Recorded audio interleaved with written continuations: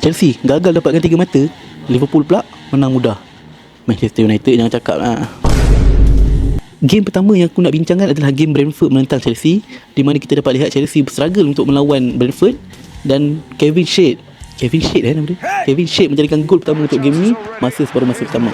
Tapi bila dia masuk separuh masa kedua, Cole Palmer masuk terus menjadikan gol sebagai seorang substitute. Menambah lagi duka Brentford, Moise Caicedo menjadikan gol lagi, meletakkan 2-1 Chelsea ke atas Brentford pada minit yang ke-85.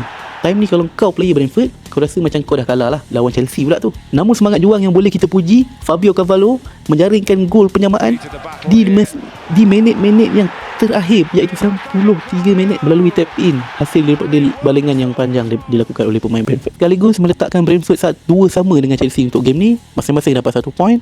Game ni meletakkan Chelsea di tangga kelima dengan 4 game yang telah dimain dengan rekod 2 menang dan 2 seri. Game kedua yang aku nak bincangkan adalah game Tottenham menentang West Ham, di mana kita dapat lihat skuad Thomas dapat kelebihan ketika Thomas Tuchel dilayangkan kad merah pada minit yang ke-55. Skuad Tottenham nampak menyerang pada awalnya, memang nampak macam Spurs yang boleh menang. Dan lepas tu Spurs merampas kedudukan hadapan 1-0 hasil daripada finish Matassa, hasil hantaran player baru Tottenham, Xavi Simons.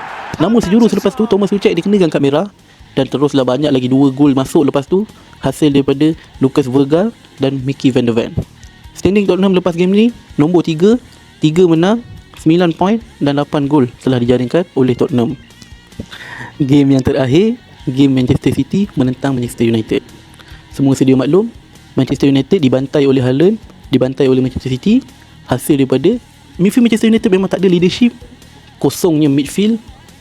Aku tak faham, kau main 1 game seminggu dan dibayar lebih daripada 200k seminggu untuk bermain bola, tapi kau tu fitness. Setelah kita memang tak ada fitness untuk lari daripada hujung padang ke hujung padang. Bruno memang minta maaf cakap, aku dah cakap lama memang kita kena jual dia, dan dia banyak kali membuktikan. Dan ni sekarang ni dia menyalahkan player lain, hasil daripada dia yang tak track back, dia yang tak track back Foden masa tu. Dan sekarang pula MU dah bagi 3 peluang je untuk Amorim. Tengok macam mana 3 game ni dia main, boleh menang ke, boleh kalah ke, dan keputusan akan diambil selepas 3 game tu berjalan. Amorim pula cakap kalau korang nak tukar formation, korang kena tukar manager.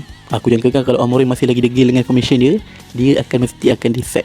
Selepas game ni, Manchester City di kedudukan yang ke-8 selepas 4 game dah main, 2 menang, 2 kalah.